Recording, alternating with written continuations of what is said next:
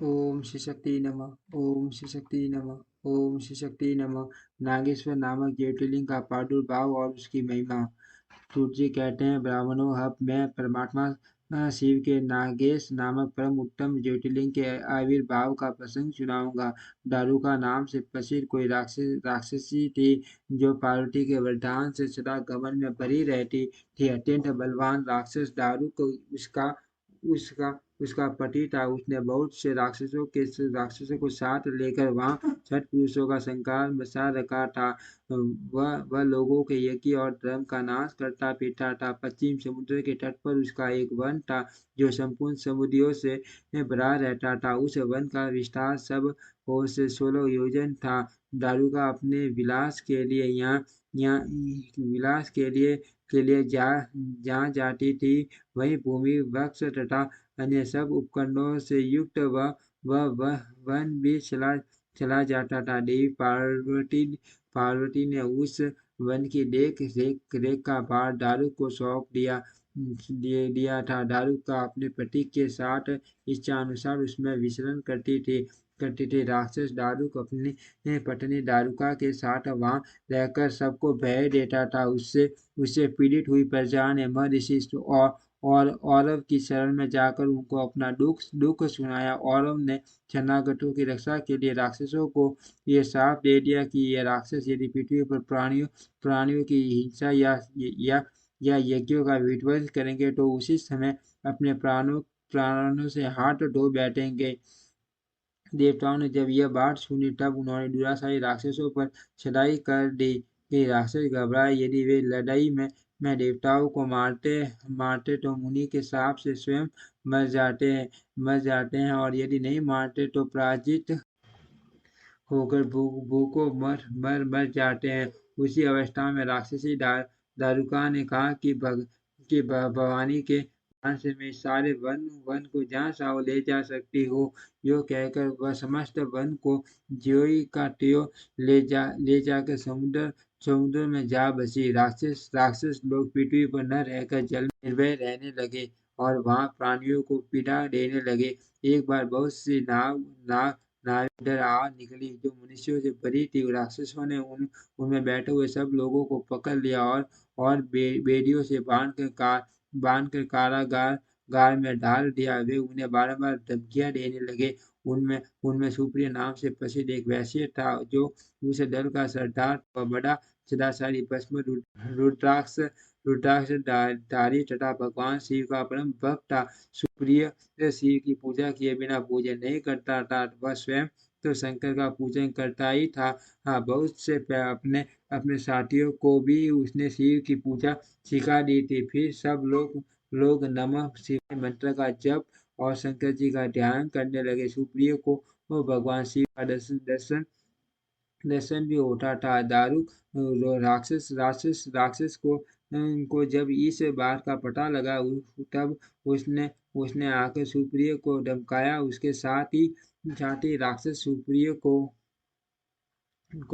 मारने दौड़े। उन राक्षसों को आया देख सुप्रिय के नेत्र भय से कातर हो गए। वह बड़े प्रेम से शिव का चिंतन और उनके नामों का जप करने लगा।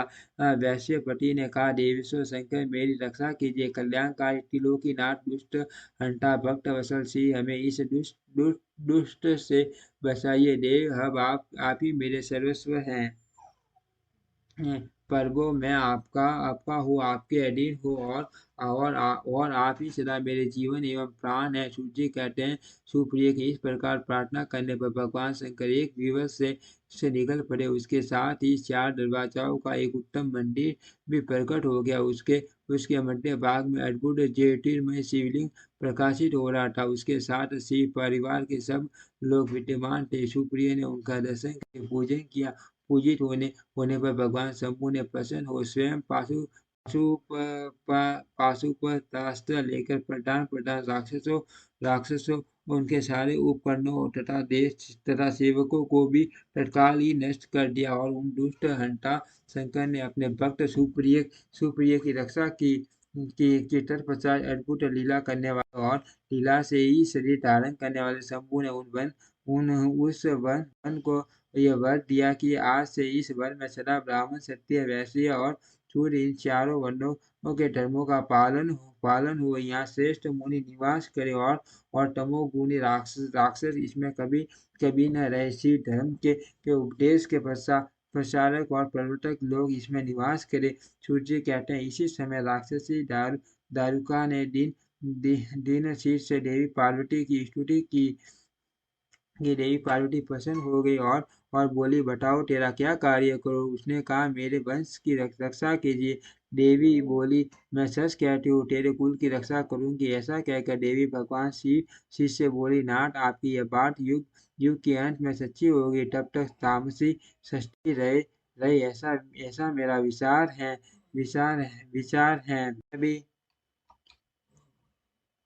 मैं भी आपकी ही हो और आपके ही आश्रय में रहती हूँ। अब अत मेरी बात को भी प्रमाणित सत्य कीजिए। ये राक्षसी दारुका देवी हैं, दारुका देवी हैं, मेरी ही शक्ति हैं और राक्षसियों में बलिष्ठ हैं। अत ये भी राक्षसों के राज्य का शासन करे। ये राक्षस पत्नियां जिन पुत्रों को पैदा करेगी, वे सब मिलकर इस वन में निवास करे। ऐसी मेरी इच्छा है। शिव बोले, प्रिय, यदि तुम ऐसी बात कहती हो तो मेरा यह वचन सुनो। मैं भक्तों का पालन करने के लिए प्रसन्नतापूर्वक इस वन में रहूंगा। जो पुरुष यहाँ वन धर्म के पालन में तत्पर हो, प्रेम पूर्वक मेरा दर्शन करेगा, वह चक्रवर्ती राजा होगा। कलयुग के अंत और सतयुग के आरंभ में माँ सेना का पुत्र वीरसेन राजाओं का भी राजा होगा। वह मेरा भक्त और अत्यंत पराक्रमी होगा और यहाँ आकर मेरा दर्शन करेगा। दर्शन करते ही वह चक्रवर्ती सम्राट हो जाएगा। सूर्य कहते हैं, ब्राह्मणों, इस प्रकार बड़ी बड़ी ही लीलाएं करने वाले वे दंपति परस्पर हास्य युक्त वार्तालाप करके स्वयं वहां स्थित हो गए। ज्योतिर्लिंग स्वरूप महादेव जी वहां नागेश्वर कहलाए और शिवा देवी नागेश्वरी के नाम से विख्यात हुई। वे दोनों ही सत्पुरुषों को प्रिय हैं। इस प्रकार ज्योतिर् के स्वामी नागेश्वर नामक महादेव जी ज्योतिर्लिंग के रूप में प्रकट हुए। तीनों लोगों को संपूर्ण कामनाओं को सदा पूर्ण करने वाले हैं। जो प्रतिपादक पूर्वक नागेश्वर के प्रादुर्भाव का यह प्रसंग सुनता है, वह बुद्धिमान मानव महापातक को नाश करने वाला संपूर्ण मनोरथ को प्राप्त कर लेता है। ओम श्री शक्ति नमः। ओम श्री शक्ति नमः। ओम श्री शक्ति नमः। ओम श्री शक्ति नमः।